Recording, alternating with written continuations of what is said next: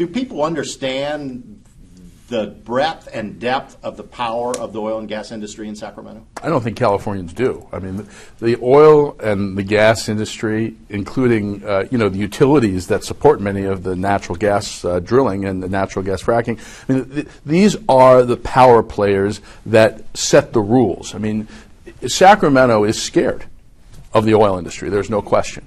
And times when they've taken on the oil industry, the governor, in particular, has backed away right at the last minute from, for instance, cutting petroleum use in 50%. There was a deal in the legislature. They finally took on the oil industry. They stared them down. They had a deal. The governor pulled it out from under them. There's always someone who comes into play to help the oil companies. Another example, oil wastewater dumped into pits, open pits, unlined. No other state, not Texas, not Alaska, not North Dakota, allows this to happen. It happens in California with impunity. How is this possible? It is one of the most striking things to me that the oil wastewater is not disposed of appropriately. And that, by the way, oil wastewater is one of the biggest problems with oil drilling, in addition to the other impacts on the air and the communities. I mean, you're creating a lot of oil wastewater that has nowhere to go. Sometimes, apparently, it gets into the crops. It gets into tomatoes. It gets into other types of agriculture. And we are eating this oil because our state has taken a hands-off attitude. We had a very, very tough response from Governor Brown's regulators in the first 8 to 9 months of his administration, trying to get oil companies to permit many, many oil wells. And the oil industry responded, particularly Occidental, with a big backlash against the governor. And when it came time that the governor needed the oil industry, in particular Occidental's cash, to solve his budget problems, to get a tax increase at the ballot box through Prop 30, he fired the tough regulators and took Occidental's $500,000 for his campaign. Our analysis using MapLight, using FEC data and state Secretary of State data, shows that in fact it's true. Up until his re-election campaign, Governor Brown never took any direct contributions from oil and gas, and yet suddenly it jumped, like you say, 2 years into office. Has that changed his policy, you think? I think he realized by his re-election campaign that oil industry money was the way to go rather than bucking the oil industry, which is what got him back in office, frankly, I think, in the first place. When he was Attorney General, climate change was a huge problem for him. And he talked a good game against the oil companies. And I think in that first year, when he realized the utility of the oil industry being on your side, that opened the floodgates. And, of course, that killed our fracking bill. There was a very strong effort, and the legislature could have passed it, to ban fracking in this state. And the governor, behind the scenes, we've traced it in our reporting, and his top aides killed that bill. What's wrong with that? We are Politico. You got to get elected. You got to get Prop 30 passed. You got to take money. It's the reality of today's elections. What's wrong with taking oil and gas money?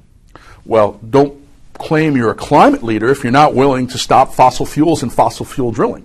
I mean, you can create all the electric vehicles you want. You can get rid of natural gas, which is a fossil fuel powered plants, which I agree with, by the way. But you need to go after oil drilling. You need to go after fracking. You need to go after drilling for gas if you want to curb climate change, which the governor claims is a moral imperative, a religious imperative. The Pope says you got to deal with this. The governor's been doing this in the market with cap and trade, which is basically a fancy market mechanism for saying pollute all you want and then pay some money to someone else who's not polluting somewhere else in another part of the world even.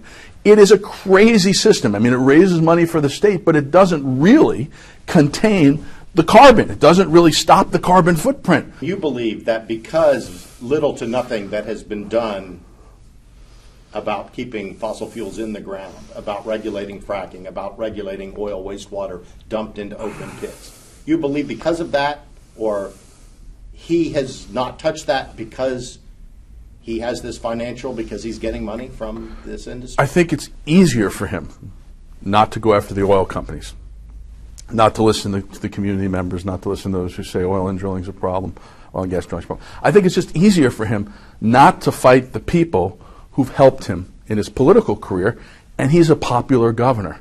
But it's the right thing to do, and in history, he will be remembered as a hypocrite if his answer to climate change is simply demand solutions and not dealing with keeping the fossil fuel in the ground. You don't have to shut off every oil well in California, but how about no new permits?